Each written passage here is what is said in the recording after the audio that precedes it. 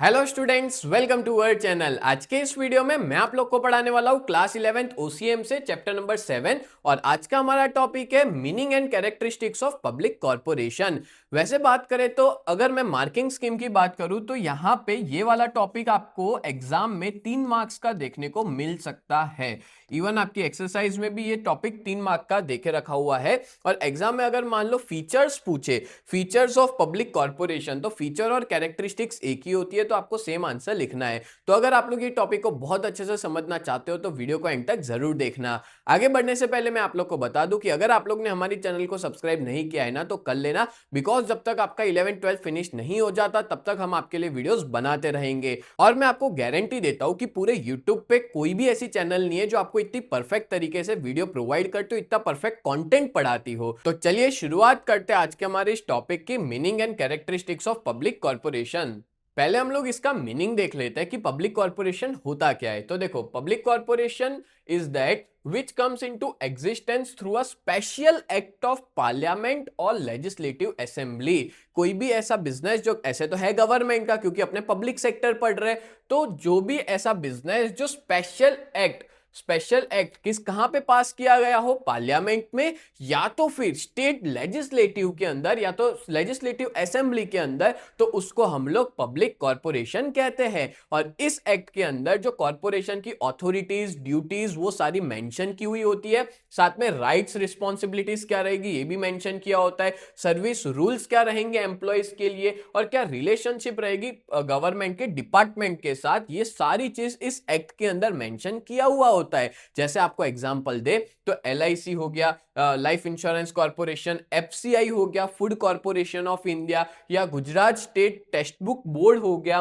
तो ये सारे के सारे पब्लिक कॉर्पोरेशन है जो एक एक्ट के थ्रू आए हैं। या तो वो एक्ट पार्लियामेंट में पास हुआ है या तो वो लेजिस्लेटिव असेंबली में पास हुआ है। बोलो क्लियर हो गया? बहुत इजी मीनिंग था इसका। अब हम लोग इसकी कैरेक्टरिस्टिक्स देखते हैं। तो देखो, कैरेक्टरिस्टिक्स ना आपको हेड पॉइंट्स अच्छे से याद करने होते हैं और अंदर का आप लोग मेरे वीडियो देख के अच्छे से समझ लो, ठीक है? और एग्जाम में खुद बना के भी आप लोग लिख सकते हो। तो देखो, एस्टेब्लिशमेंट की बात करें तो ये जो पब्लिक कॉर्पोरेशन है उसको एस्टेब्लिश और मैनेज किया जाता है एक स्पेशल एक्ट के द्वारा। और वो स्पेशल एक्ट कहां से लाया था? तो पार्लियामेंट में पास हुआ था या लेजिस्लेटिव असेंबली में पास हुआ था। सेम अभी जो समझा है वही चीज रिपीट हो रही है, ठीक है? और इस एक्ट के अंदर सारे ऑब्जेक्टिव्स, पावर्स, रिस्पॉन्सिबिलिटीज या जो भी स्पेशल फैसिलिटीज है पब्लिक कॉर्पोरेशन की, हर एक चीज इसमें लिखी हुई होती है, ठीक है? नेक्स्ट आगे बात करें तो ओनरशिप। तो ओनरशिप क्या है? तो जो ओनरशिप है या तो उसकी सेंट्रल गवर्नमेंट के पास होती है या तो स्टेट गवर्नमेंट के पास या तो फिर दोनों के पास इसकी ओनरशिप रहती है। और जो गवर्नमेंट है वो डिसाइड करती है अपनी फाइनेंशियल रिस्पॉन्सिबिलिटी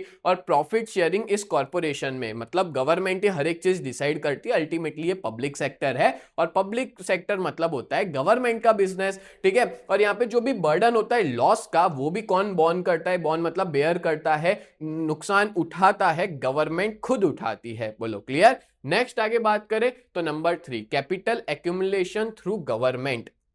तो देखो, गवर्नमेंट जो है ना वो प्रोवाइड करती है कैपिटल, मतलब कि इस कॉर्पोरेशन में पैसा प्रोवाइड करने का काम जो है वो गवर्नमेंट का होता है। As well as they can also borrow capital from the government. मतलब अगर मान लो कि पैसों की कमी पड़ रही, जैसे एलआईसी की बात करें तो एलआईसी को और पैसे ज्यादा चाहिए तो गवर्नमेंट से वो लोग बोरो भी कर सकते हैं, ठीक है? मतलब गवर्नमेंट आसानी से उनको दे देती है पब्लिक कॉर्पोरेशन को अगर जरूरत होती है तो। नेक्स्ट है सेपरेट आइडेंटिटी। जो पब्लिक कॉर्पोरेशन है ना उसकी लीगल आइडेंटिटी होती है, मतलब अलग मानी जाती है, ठीक है? जैसे कंपनी कैसे चलती है उस तरह से ये पब्लिक कॉर्पोरेशन को चलाया जाता है। जैसे एलआईसी हो गया, ठीक है? तो एलआईसी आपको पता ही है कि वो अलग से चलती है, अपने हिसाब से चलती है, ऑटोनॉमी पूरा फॉलो किया जाता है, ठीक है?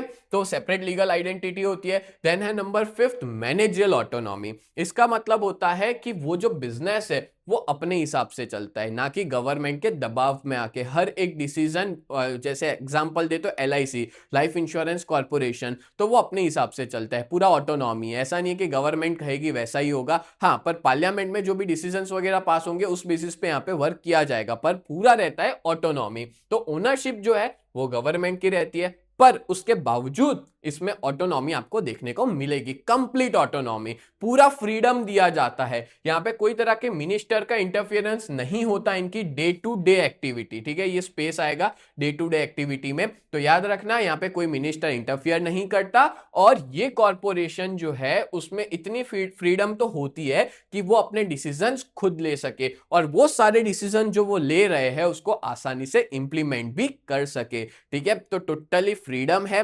डिसीजन लो, सब कुछ वो अपने हिसाब से कर सकते हैं, मतलब गवर्नमेंट का है पर फिर भी ये पूरा ऑटोनॉमी पे चलता है। क्लियर? आगे बढ़ने से पहले मैं आप लोग को बहुत इंपॉर्टेंट इंफॉर्मेशन देना चाहता हूं। अगर आप लोग 11 जीएसईबी कॉमर्स में हो और अपनी प्रिपरेशन बहुत ही बढ़िया तरीके से करना चाहते हो ना, तो आप लोग हमारी इस बैच में ज्वाइन हो सकते हो। हमारी बैच का नाम है न्यू बैच, जहां पे हम लोग 4 सब्जेक्ट पढ़ाते हैं, अकाउंट, स्टैटिस्टिक्स, इकोनॉमिक्स और ओसीएम। और इन चारों सब्जेक्ट के आपको लाइव लेक्चर्स भी हम मिल जाएंगे, मतलब मंडे टू सैटरडे हर रोज लाइव लेक्चर्स पढ़ाते हैं, as well as recorded videos भी प्रोवाइड करते हैं। आपको यहाँ पे रेगुलर टेस्ट दे पाओगे, साथ में हैंड रिटन नोट्स मिल जाएंगे, 24/7 डाउट सॉल्यूशन प्रोवाइड किया जाता है। और इस पूरे बैच की प्राइस जो है वो बहुत ही ज्यादा रिजनेबल है, 2999 पूरे साल के लिए, जब तक आपका 11th फिनिश नहीं हो जाएगा तब तक के लिए। और हमारी बहुत ही बढ़िया सी टीम है, मैं आप लोग को इकोनॉमिक्स और ओसीएम पढ़ाऊंगा, कल्पेश सर आपको अकाउंट्स पढ़ाएंगे, हिमल सर आपको स्टैटिस्टिक्स पढ़ाएंगे। और अगर आप लोग इस बैच के बारे में और ज्यादा डिटेल में पता लगाना चाहते हो तो आप लोग हमारी वेबसाइट को विजिट कर सकते हो। हमारी वेबसाइट का नाम है www.ugt.co.in। इस वेबसाइट पे आप लोग विजिट कर सकते हो। एज वेल एज अगर आप लोग ने अभी तक हमारी ऐप को डाउनलोड नहीं किया है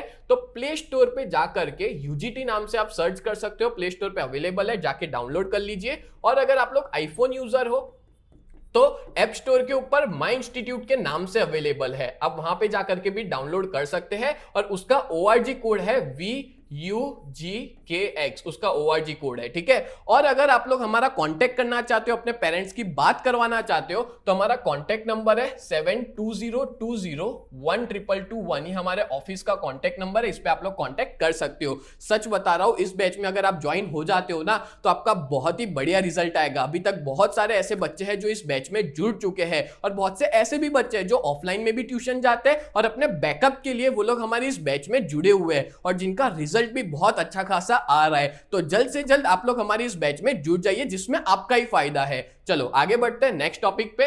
नेक्स्ट आगे बात करें तो 6 सर्विस रूल्स। यहां पे जो एम्प्लॉयज जो है पब्लिक कॉर्पोरेशन के, वो कभी भी बाउंड नहीं होते सर्विस रूल्स के। जो पता है आपको, गवर्नमेंट एम्प्लॉयज के जो रूल्स होते हैं ना वो यहां पे नहीं होते, ठीक है, इनके खुद के अलग रूल्स होते हैं। मतलब जो जॉब रूल्स होते हैं ना एम्प्लॉयज के, वो सारे खुद ये लोग ही डिसाइड करते हैं। कंसर्न कॉर्पोरेशन मतलब हर कॉर्पोरेशन के अलग अलग भी रूल्स रेगुलेशंस हो सकते हैं, जरूरी नहीं है कि सबके सेम हो। वो लोग खुद डिसाइड करते हैं कि उनके एम्प्लॉयज को क्या रूल्स फॉलो करने होंगे, and accordingly the employ will have to perform duties. और जो भी ये लोग डिसाइड करते हैं, जो रूल्स जो ड्यूटीज डिसाइड करते हैं, उस हिसाब से सारे एम्प्लॉयज भी उन्हीं ड्यूटीज को परफॉर्म करते हैं। और बहुत सी बार गवर्नमेंट ऑफिसर्स को डेप्यूटेशन किया जाता है। डेप्यूटेशन मतलब होता है कोई अच्छे गवर्नमेंट ऑफिसर्स को अपॉइंट किया जाता है और उनको भेजा जाता है इस डेप्यूटेशन को ना नियुक्ति बोलते हैं। नियुक्ति मतलब होता है अपॉइंट करना, ठीक है। तो गवर्नमेंट अपॉइंट करती है कोई अच्छे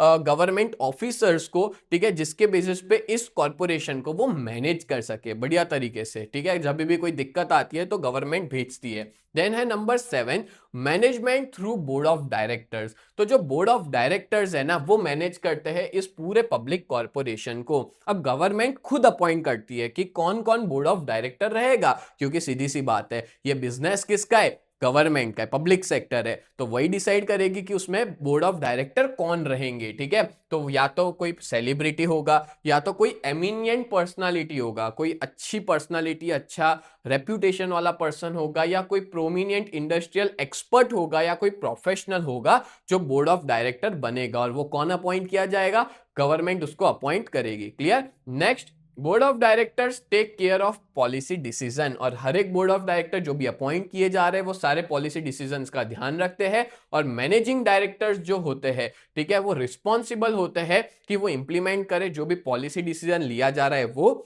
और वो ध्यान रखे हर एक तरह की डे टू डे एक्टिविटी ढंग से चल रही है कि नहीं चल रही है। बोलो क्लियर हो गया? तो ये था मैनेजमेंट कौन करता है, बोर्ड ऑफ डायरेक्टर्स करते हैं। और लास्ट पॉइंट आता है point number 8, answerable to parliament और लेजिस्लेटिव असेंबली, यानी कि जो पीरियोडिकल रिपोर्ट होता है, पीरियोडिकल रिपोर्ट मतलब होता है कि हर पर्टिकुलर टाइम के बाद एक रिपोर्ट रेडी करना पड़ता है। फॉर एग्जांपल 6 महीने बाद, 1 साल बाद, ठीक है, या 3 महीने बाद वो रिपोर्ट जो है वो सबमिट किया जाएगा कहां पे, पार्लियामेंट में या लेजिस्लेटिव असेंबली में, ठीक है। जो भी कॉर्पोरेशन है उसका पूरा रिपोर्ट बनाया जाएगा, कितना प्रॉफिट हुआ, कितना लॉस हुआ, हर एक चीज वहां भेजी जाती है। पता है आपको, इसकी वजह से ही ना जो कॉर्पोरेशन है वो ज्यादा एक्स्ट्रा प्रॉफिट नहीं कर पाती, प्रॉफिट कर लेती है पर बहुत ज्यादा एक्स्ट्रा प्रॉफिट नहीं कर पाती, बिकॉज यहां पे पार्लियामेंट को जवाब देना है तो पार्लियामेंट कहेगी कि भाई आप लोगों का पैसा इतना ज्यादा क्यों ले रहे हो, लोगों को कुछ फायदा करवाओ, ठीक है। दैट्स वाई वो ज्यादा एक्स्ट्रा प्रॉफिट भी नहीं ले सकते। और ऐसी पार्लियामेंट मतलब यहाँ पे जो भी पार्लियामेंट या लेजिस्लेटिव असेंबली है उसका पूरा कंट्रोल होता है इन पब्लिक कॉर्पोरेशंस पे,